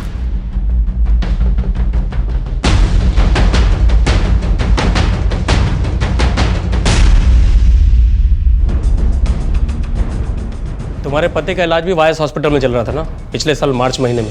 मुझे पता चला था कि वायस वाले गरीबों का कम खर्च में इलाज करवाते हैं, इसलिए उन्हें ले गई थी वहाँ। पर मुझे क्या पता था कि वो मारे डालेंगे। लेकिन रिपोर्ट में तो ये लिखा था कि तुम्हारे पति के सारे ऑर्गन फेल हो गए थे, लीवर, गुर्दा, दिल। नहीं साहब, ये सब उन्हीं की वजह से हुआ है। हम तो सिर्फ एक लीवर के इलाज के लिए गए थे, ऐसे कैसे सारे अंग खराब हो गए। डॉक्टर कौन था? डॉक्टर पूनम। और नर्स? बताइए क्या हुआ था? मार डाला साहब मेरी बेटी को। मामूली सी बीमारी थी, कहा था कि ठीक हो जाएगी, फिर अचानक। क्या बोल रही है ये क्या बोलेंगे साहब, इन्होंने तो पैसे खाए हैं, बेच दिया अपनी ही औलाद को। लापरवाही के चलते एक साल में 3 मौतें। ये मानहानि है, मैं बोल रहा हूँ। बिना सबूत के आप लोग इल्जाम लगा रहे हैं। मैं बदनामी का केस ठोक दूंगा आप लोगों के खिलाफ। सबूत भी ढूंढ ही लेंगे हम। नहीं ढूंढ पाओगे। तब ढूंढ पाते अगर वाकई में कुछ किया होता। क्या कुछ किया ही नहीं तो ये सब क्या है? यहाँ इतने दिनों से मेरी बीवी लापता है और उसे ढूंढने की बजाय आप हम पर इल्जाम लगा रहे हैं। हमें तो लगता है कि आपको मालूम है कि पूनम कहाँ पर है। इतनी गलतियों के बाद तुम लोगों को लगा कि शायद इस बार वो पकड़ी जाएगी, इसीलिए उसे कहीं छुपा दिया। क्या प्रॉब्लम क्या है? इलाज करने के लायक तो थी ना वो। सारे सर्टिफिकेट वगैरह तो असली थे ना उसके। तो फिर प्रूव इट। पहले प्रूफ लेकर आओ, उसके बाद इल्जाम लगाना। ठीक है, अभी तो हम जा रहे हैं, लेकिन बहुत जल्द वापस आएंगे। एक बात याद रखना, अगर इस दौरान ये पता चला कि तुम लोगों ने पूनम को कहीं छुपा रखा और इस दौरान कोई और अपराध हुआ तो तुम लोगों को मारते हुए जेल लेकर जाएंगे। सारी जिंदगी जेल में सड़ना। फिर डॉक्टर, पुलिस, शिक्षक, ये वो पेशे हैं जिन पर आम नागरिक आंखें बंद करके भरोसा करते हैं, और जब इनमें से कोई भरोसा तोड़ दे तो उसके परिणाम भयानक होते हैं। बदकिस्मती से लापरवाही के ज्यादातर पीड़ित सामने नहीं आते, और अगर सामने आते भी हैं तो उन्हें साबित करना बहुत मुश्किल होता है, या फिर सच्चाई कुछ और ही थी। 2 लोग जिनके पास इन सवालों के जवाब होने की संभावना हो सकती थी, वो अब दोनों लापता थे, डॉक्टर पूनम और दृष्टि। इस बीच दृष्टि की जान पर मंडरा रहा खतरा बढ़ता जा रहा था। क्या पुलिस समय रहते उस तक पहुंच पाएगी?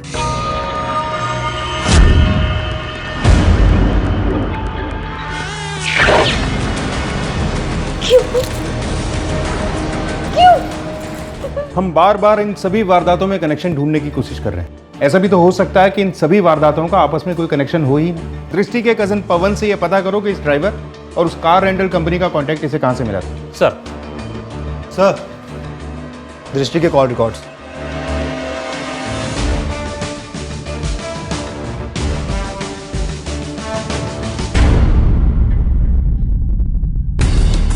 हमें कानून सिखाने की कोशिश मत करो, ये कानून हम रोज ही लागू करते हैं। जितना पूछ रहा हूं उसका जवाब दो। दृष्टि को कॉल क्यों किया था, वो भी उस बच्चे की मौत और डॉक्टर पूनम के गायब होने के कुछ देर बाद? हॉस्पिटल में हंगामा हुआ था, उसको जानने के लिए उसको मैंने फोन किया था। किसे बचा रहे हैं आप, खुद को या अपनी बहू पूनम को? आसानी बोल। क्या नंबर कहाँ से मिला? सर वो डायल 24/7, वो आप सर्विस है ना? मैसेज तो होगा, वो ऑटोमेटेड मैसेज आता है ना कॉल के बाद। हाँ सर, मैसेज आया था पर मैंने डिलीट कर दिया। अच्छा, चलिए बता, जॉब कैसी चल रही थी? तो तेरे पास तो जॉब ही नहीं, झूठ बोला था ना तूने सबसे, तो ये कैसे मान ले कि अब सच बोल रहा है तू? चल अब ये बता कि दृष्टि को क्यों मारा? उसे तेरे सच का पता चल गया था इसीलिए मारा उसे? ऐसा कुछ नहीं हुआ सर। पवन सच बोल। सर मैं सच बोल रहा हूँ सर, आपको तो उल्टा दृष्टि पर शक करना चाहिए। उसी ने अपने माँ बाप को मारा होगा और फिर भाग गई वहां से। वो क्यों मारेगी अपने माँ बाप को? सर वो शादी नहीं करना चाहती थी, डॉक्टर बनना चाहती थी। शादी करने के बाद उसका काम, उसकी पढ़ाई सब छूट जाता। जब रिश्ता आया तो उसे लगा कि शादी के बाद लड़के के घर वाले उसे काम और पढ़ाई दोनों करने देंगे, लेकिन शगुन के दिन देख बेटा, एक्चुअली मुझे तुझसे अकेले में कुछ बात करनी थी। वीरेन को तो तेरी आगे की पढ़ाई से कोई प्रॉब्लम नहीं है, उसने तो बोलने के लिए बोल दिया, पर तू सोच ना, हम इतनी फीस कहाँ से लाएंगे? डॉक्टर बनने के लिए तो बहुत पैसे लगते ना बेटा। और फिर अगर तू डॉक्टर बनने जाएगी ना, तो डॉक्टर की पढ़ाई करने के लिए तुझे अभी वाली जॉब भी छोड़नी पड़ेगी, तो तेरी जो अभी सैलरी मिल रही है वो भी बंद हो जाएगी। तो ये सोच, वीरेन इतने बड़े घर का खर्चा कैसे उठा पाएगा? इसलिए कहती हूँ तू अभी ये डॉक्टर बनने का सपना ना छोड़ दे। मैं ये शादी नहीं करूँगी। ये बात पहले क्यों नहीं बताई तूने हमसे? सर मुझे पता नहीं था कि वो इस हद तक चले जाएगी, लेकिन मैं जानता हूँ ना उसे, गलत बात बर्दाश्त नहीं होती उससे। उस दिन जो हुआ, अपनी माँ के गुस्से के कारण उसके पास कोई चारा नहीं था, इसलिए वो मान गई। लेकिन ये बात उसे कितनी खली होगी ये मैं ही जानता हूँ सर। सीधे सीधे कुछ कर नहीं पाई, इसलिए उसने गुस्से में शायद। जो लड़की अपनी माँ की जान बचाने के लिए रिश्ते को हाँ बोल देती है, उसी ने गुस्से में आके अपने माँ बाप की जान ले ली। ये बात कुछ अजीब नहीं लगती तुझे? सर वो सब मुझे नहीं मालूम, मुझे जो पता था, मैंने जो देखा मैंने आपको सब बता दिया। अब मैं और क्या कहूँ? सानी, उस गन के बारे में पता चला जिससे गोली चलाई गई थी? देसी कट्टा था सर, बैलिस्टिक रिपोर्ट से कंफर्म हुआ। पता चला कि ये कट्टा कहाँ से खरीदा गया था? नहीं सर, इंक्वायरी कर रहे हैं। और वो ड्राइवर, उसके बारे में कुछ? नहीं सर। सानी, ये ड्राइवर ही इस केस में मिसिंग लिंक है। ड्राइवर जिसका हमने स्केच बनवाया था उसे सर्कुलेट करवाओ, साथ में दृष्टि की फोटो भी, शहर में भी और शहर के बाहर भी। सर तो मान के चलें कि ये हॉस्पिटल का एंगल का इस मर्डर से कोई कनेक्शन नहीं है। नहीं सानी, हम किसी भी एंगल को रूल आउट नहीं कर सकते। ये ड्राइवर इस क्राइम का हिस्सा भी हो सकता है और खुद शिकार भी। ये भी पॉसिबिलिटी है कि यशवंत ने ये सब कुछ किया। उसने दृष्टि को 2 बार कॉल किया था जिसका उसके पास कोई जवाब नहीं। या फिर ऐसा भी हो सकता है कि दृष्टि को ऐसा कुछ पता चल गया जिसकी वजह से यशवंत और शेखर ने उसे मरवा दिया। और सर डॉक्टर पूनम पर भी कोई अपडेट नहीं है। डॉक्टर पूनम और दृष्टि का उन सारे केसेस में इन्वॉल्व होना और एक ही समय में एक ही तरह से गायब होना, सर मुझे ये कोइंसिडेंस नहीं लगता। एग्जैक्टली। और चंद्रिका और विक्की, इनके पास भी उतना ही बड़ा मोटिव है दृष्टि और उसके परिवार को नुकसान पहुंचाने का। सभी एंगल्स को टटोलो, हम किसी को भी क्लीन चिट नहीं दे सकते। सर हम सब के अपने अपने सपने होते हैं, महत्वाकांक्षाएं होती हैं। हम सब इन सपनों का महत्व समझते हैं, तो फिर क्यों इंसान कई बार अपने सपनों को इतना महत्व देकर दूसरों के सपनों को नजरअंदाज कर देता है? बहरहाल डॉक्टर पूनम की गुमशुदगी को लेकर अब भी पुलिस को कोई कामयाबी नहीं मिली थी, लेकिन फिर सर जिस आदमी ने बंदूक बेची थी उसका पता चल गया है। ब्लैक मार्केट में चोरी की बंदूकें और देसी कट्टा बेचता है। सर इंटरेस्टिंग बात यह है कि इसने उस ड्राइवर के स्केच को पहचान लिया है। इसी ड्राइवर ने इससे देसी कट्टा खरीदा था। पूरे एरिया की अच्छी तरह से तलाशी लो, इस ड्राइवर का मिलना बहुत जरूरी है। हो सकता है इन तीनों मामलों में यही शामिल है। अपने पूरे खबरी नेटवर्क को एक्टिवेट कर दो और विजिलेंस को और बढ़ा दो।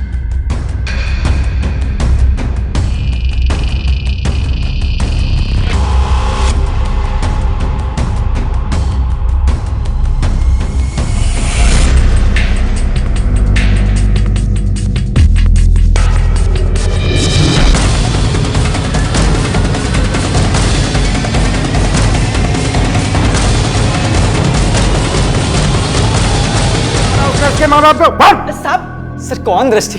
हम जानते हैं कि तेरा पहले भी क्रिमिनल रिकॉर्ड रहा है। पिछली बार तो जल्दी छूट गया था, इस बार अंदर गया तो लंबा जाएगा, समझा? और क्यों मारा उन लोगों को? हाँ साहब, मैंने ही मारा उनको, लेकिन ये मैंने अकेले ने नहीं किया, ये सब मुझसे किसी और ने करवाया साहब। सच कहता। ये बात हम भी जानते हैं, लेकिन ये जानना चाहते हैं कि वो कौन है।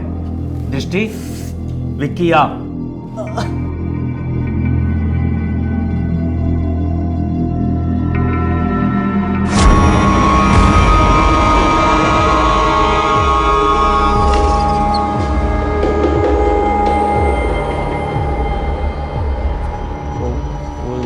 मेरा प्लान नहीं था सर, वो सब दृष्टि का प्लान था।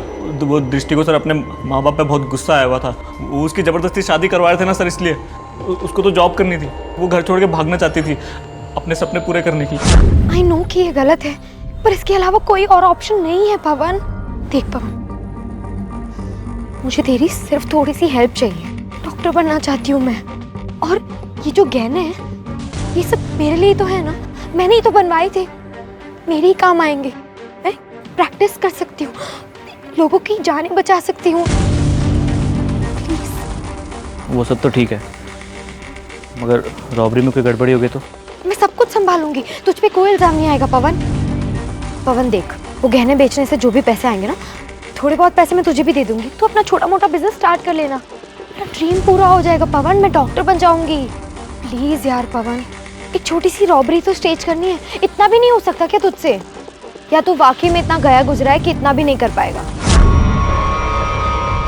उसने फिर से वही किया। मैं तो जैसे मैं जानता था कि भले ही मुझे कभी कहकर ना बुलाए, पर अंदर से वो भी मुझे नालायक मानती है। पहले सर हमारा प्लान रॉबरी का था। जॉब ढूंढते वक्त मैं जोगी से मिला। कौन? वो ड्राइवर? वो और मैं साथ में ही जॉब ढूंढते थे। उसका छोटा मोटा क्रिमिनल रिकॉर्ड था, तो मुझे लगा ये सही आदमी है, तो मैंने उसे कांटेक्ट किया और हमने रॉबरी प्लान किया।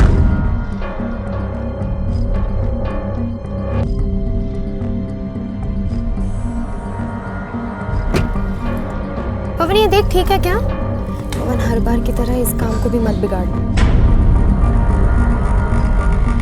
अरे पवन जल्दी चलो, देर हो रही है। आता हूँ जी, आप लोग निकलिए, मैं सबको भेज के पहुँचता हूँ। हाँ ठीक है, जल्दी आना। जल्दी। उसकी बातों पे मुझे इतना गुस्सा आया कि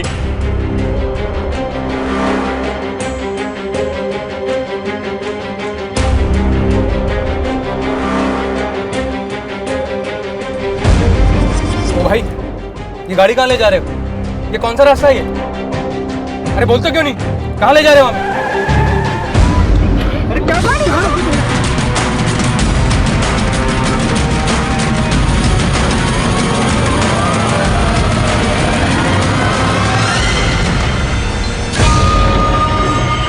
गुड जॉब जोगी।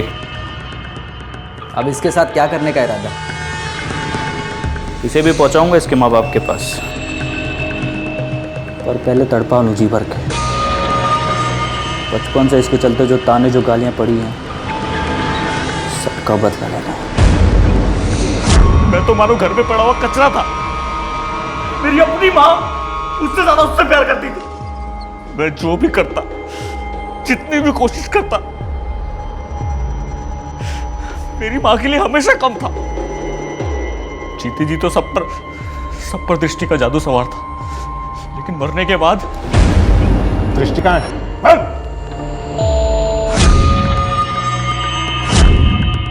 कितनी आसानी से हम बच्चों के सामने ही उनकी तुलना करते हैं दूसरे बच्चों से, बिना ये सोचे कि हर बच्चा अलग होता है, हर बच्चे की अपनी क्षमता होती है। किसी भी बच्चे को बार बार धिक्कारने से, उसे दूसरों के सामने कम आंकने से उसका मनोबल टूटता है, उसमें नफरत पैदा होती है और कई बार यही नफरत अपराध को, जुर्म को जन्म देती है। इस केस को सुलझाने के बावजूद बदकिस्मती से पुलिस दृष्टि को नहीं बचा पाई।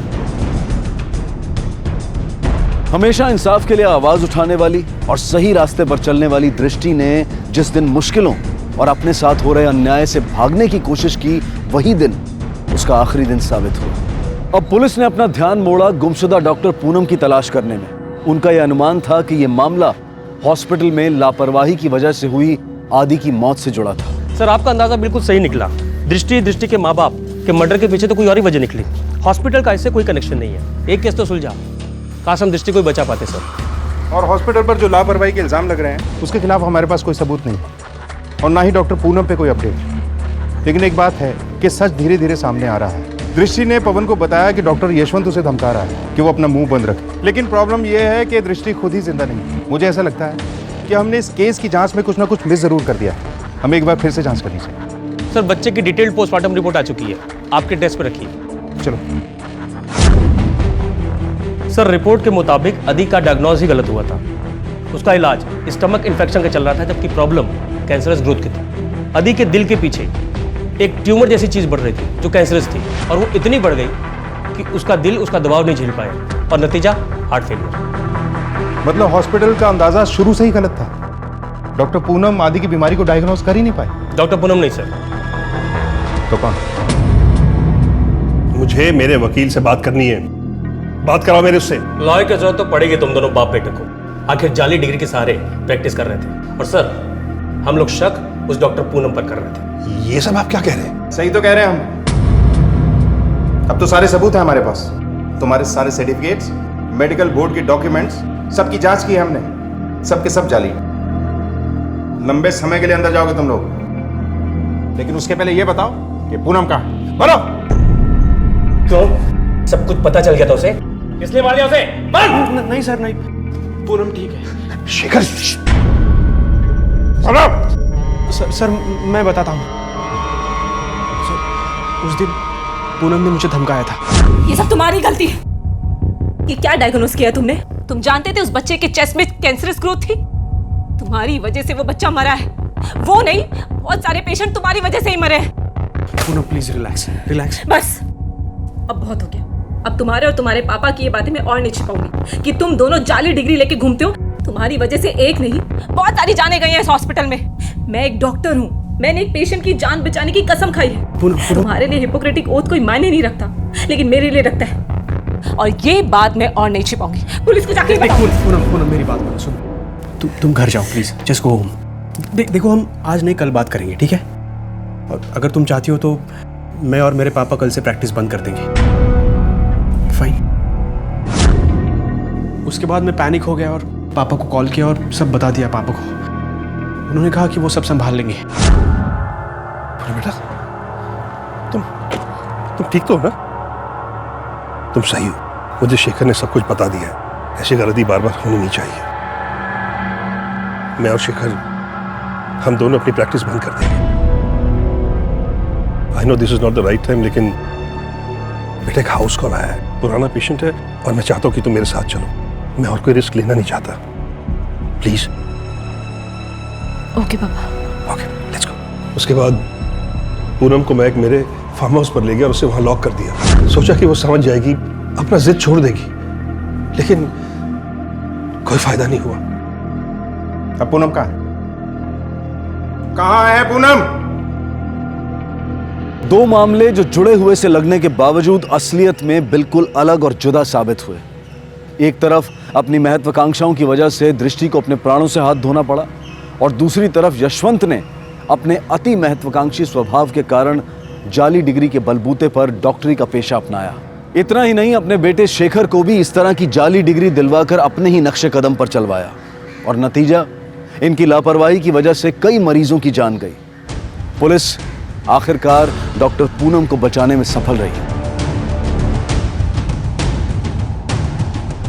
और साथ ही पुलिस चंद्रिका को भी इंसाफ दिला पाई। हर इंसान को जीवन के किसी न किसी मोड़ पर एक डॉक्टर की जरूरत पड़ती है।